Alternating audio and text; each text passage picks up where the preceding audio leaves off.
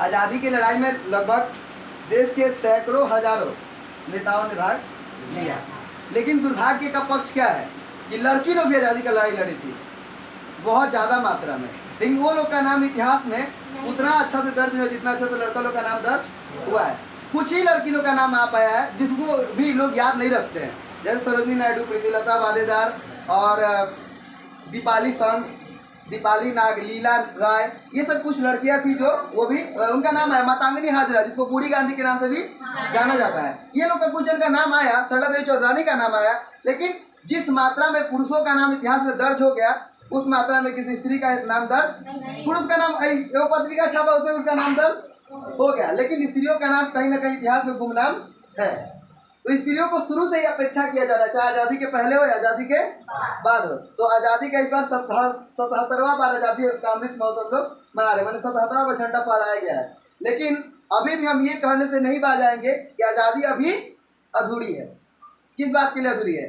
जब तक पूरे देश में एक भी माँ, बहन, बेटी अगर दुख महसूस कर रही है सिर्फ इसलिए कि हम लड़की हैं तो आज़ादी अधूरी है। दुनिया में अलग प्रकार का दुख है, दुख तो होता ही है, लेकिन अगर किसी को इसलिए दुख महसूस हो कि हम लड़की हैं तो वो अभी भी आज़ादी क्या है?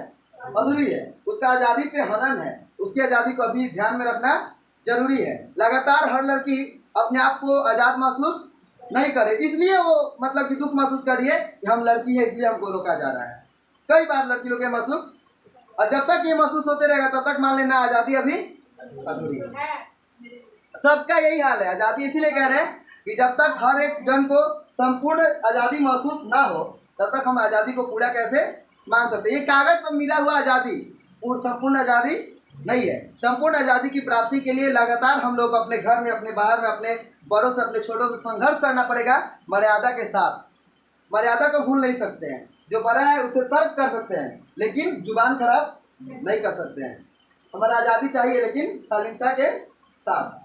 और आज़ादी का लड़ाई जो है एक दिन का लड़ाई नहीं है, हमेशा लड़ते रहना पड़ेगा। कभी भी संपूर्ण आज़ादी अभी तक मिला नहीं। और भगत सिंह थे, सबको पता है, 23.5 साल की उम्र में क्या हो गया था, उनको फांसी हो गया था, शहीद हो गए थे।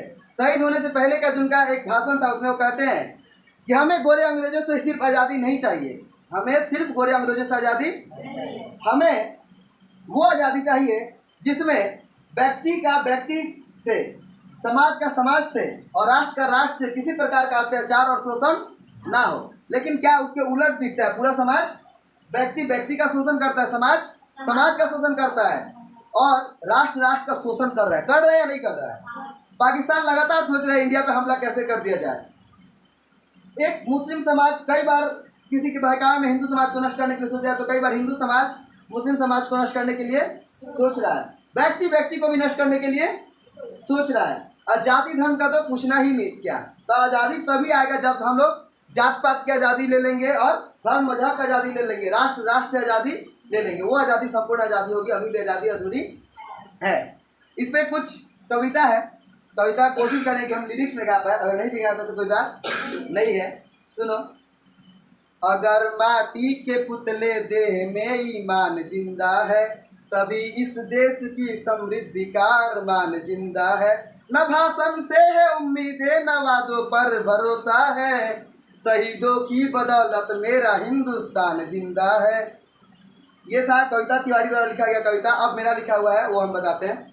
छुपाकर आंसुओं की धार को मैं मुस्कुराता हूँ, काम है पढ़ाने का बहुत सुख चैन पाता हूँ।